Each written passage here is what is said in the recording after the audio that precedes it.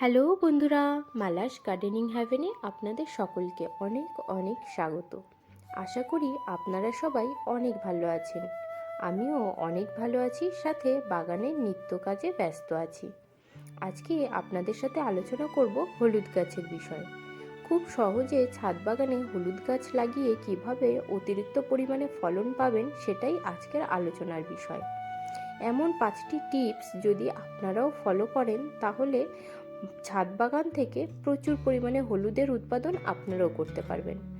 আসলে হলুদ গাছ লাগাবার জন্য মাটি তৈরিটা খুবই জরুরি, আর জলের পরিমাণ আর তার সাথে হচ্ছে রোদ্দুর যে পরিমাণে আপনারা দিতে পারবেন তার উপরে নির্ভর করবে যে নিচে আপনার যে টিউবার অর্থাৎ হলুদ কত সুন্দর হয়। তো আজকের ভিডিওতে আমি আপনাদের সাথে শেয়ার করব যে কিভাবে হলুদ গাছের চারা তৈরি করবেন, চারাকে কিভাবে বসাবেন, মাটি তৈরি কিভাবে করবেন, আর পুরো লাইফ সাইকেলে হলুদ গাছের আপনারা কিভাবে পরিচর্যা করবেন। তো শুরু করা যাক, চলুন। এই দিকে দেখুন, এই ডিসেম্বর মাস নাগাদ হলুদের হারভেস্টিং হয় আর বাজারে প্রচুর পরিমাণে কাঁচা হলুদ আসে। হলুদ গাছের লাইফ সাইকেল এই ডিসেম্বর মাসেই শেষ হয়ে যায়। যারা আগের বছর গাছ লাগিয়েছেন তারা লক্ষ্য করবেন যে গাছ পুরো শুকিয়ে গেছে। তো এই অবস্থায় হলুদ হারভেস্টিং করে নেওয়া উচিত। আর কাঁচা হলুদ এখন বাজারে প্রচুর পরিমাণে উঠছে। সেরকমই একটা কাঁচা হলুদ নিয়ে এসে এরকম একটা সুতির কাপড়ের মধ্যে রেখে ভিজিয়ে রেখে দিন 4-5 দিন। 4-5 দিন পরেই দেখবেন হলুদ থেকে এইরকম মুখ বার হওয়া শুরু হয়ে গেছে। এই মুখগুলোকেই আপনারা কেটে নিয়ে মাটির মধ্যে বসাবেন। এই দেখুন, এই যে মুখ, খুবই সুন্দর মুখ বের হয়েছে।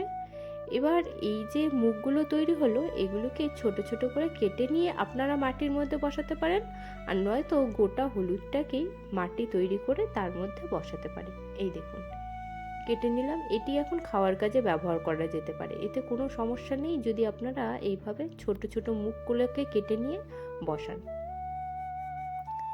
কিছুদিন আগে এরকমই ছোট ছোট মুখ কেটে নিয়ে আমি এই দেখুন এই পাত্রের মধ্যে বসিয়ে দিয়েছিলাম। সেখান থেকে খুবই সুন্দর গাছ বেরিয়েছে।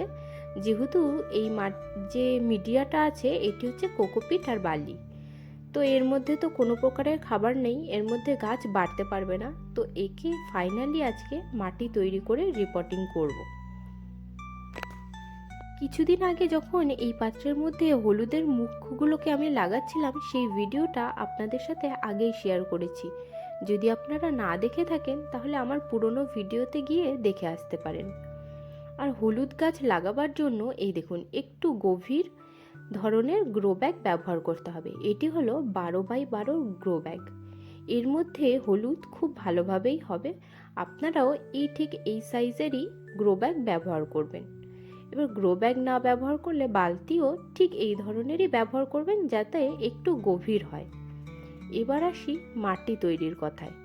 মাটি তৈরি করবার জন্য এই যে মাটিটা আমি তৈরি করে রেখেছি, এর মধ্যে রয়েছে মাটি, কোকোপিট আর গোবর সার সম পরিমাণে নিয়ে মিশিয়ে রেখেছি। আর ড্রেনেজ সিস্টেম যাতে ঠিকঠাক থাকে, তো কিছু পরিমাণে ওই চায়ের ভাত টুকরো টুকরো করে দিয়ে তা এর মধ্যে মিশিয়ে রেখেছি। এই যে মাটিটা তৈরি করেছি, এটা গতকাল তৈরি করেছিলাম, আর এই মাটির উপরে বেগুন গাছ লাগিয়েছিলাম। তো মাটিটা তৈরির ভিডিওটা আগের দিনের ভিডিওতে আপনাদের সাথে দেখিয়েছিলাম। তো এখন এই মাটির মধ্যেই বালি কিছুটা মিশিয়ে নেব। আমি এখানে লাল বালি ব্যবহার করছি, আপনারা চাইলে সাদা বালিও ব্যবহার করতে পারেন। আর এটা দেওয়া খুবই জরুরি, তার কারণ হলুদের গাছ হচ্ছে একটি টিউবার জাতীয় গাছ।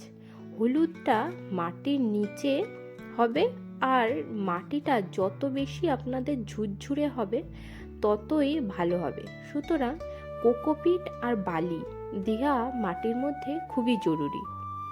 মাটির মধ্যে যদি লাম্পস থাকে, মাটি যদি দলা পাকিয়ে যায়, শক্ত হয়ে যায়, তাহলে সেই মাটিতে হলুদ খুব ভালো বাড়তে পারবে না। তো হলুদ গাছের জন্য মাটি তৈরি করতে হলে এই ধরনের একদম ঝুরঝুরে মাটি ব্যবহার করবেন। তো আপনাদেরকে তো আগেই বললাম, এর মধ্যে মাটি, বালি আর কোকোপিট সম পরিমাণে মিশিয়েছিলাম, আর তার মধ্যে এখন কিছুটা পরিমাণে বালি মিশিয়ে নিলাম। আপনারাও এইভাবেই হলুদ গাছের জন্য মাটি তৈরি করবেন, দেখবেন খুবই সুন্দর ফলন হবে। এখন এই মাটিগুলোকে গ্রো ব্যাগের মধ্যে ভরে নিচ্ছি।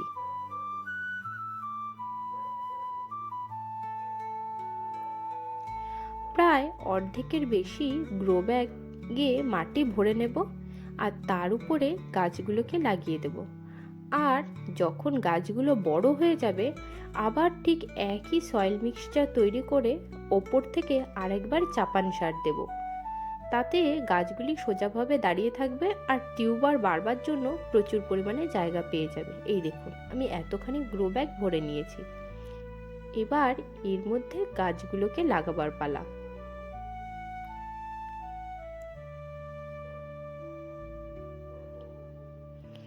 হলুদ আমাদের প্রতিদিনের রান্নাবান্নার কাজে ব্যবহৃত হয়, আর তারপরেও এর মধ্যে রয়েছে অ্যান্টিফাঙ্গাল অ্যান্টিব্যাকটেরিয়াল প্রপার্টি, যার কারণে একে ওষুধ রূপেও ব্যবহার করা হয়। এটি টপিক্যাল রিজিয়নের গাছ, সুতরাং রোদ্দুর খুবই ভালোবাসে। আর জলের ব্যাপারটা যদি বলতে যাই তাহলে জল দিতে হবে, কিন্তু জল যাতে ড্রেন হয়ে চলে যায়।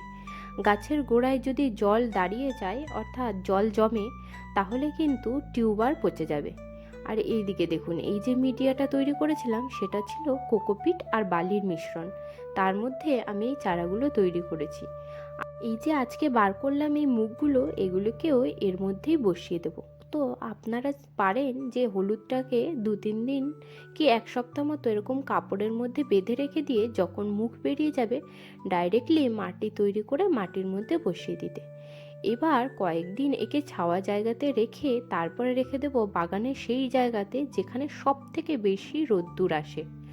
আর প্রত্যেক সপ্তাহে একে দিতে হবে সর্ষের খোসা পচা জল বা সবজির খোসা পচা জল, এই লিকুইড সার দিয়ে। আর একে যদি প্রচুর পরিমাণে রোদ্দুরে রাখি আর জলটার পরিমাণটা যদি একটু বুঝে দিতে পারি যাতে গোড়ায় জল না জমে আর মাটি সবসময় যাতে ভিজে থাকে, এই কয়েকটি জিনিস মাথায় রেখে যদি আমরা হলুদের গাছ লাগাই এখান থেকে প্রচুর পরিমাণে হলুদ পাবো।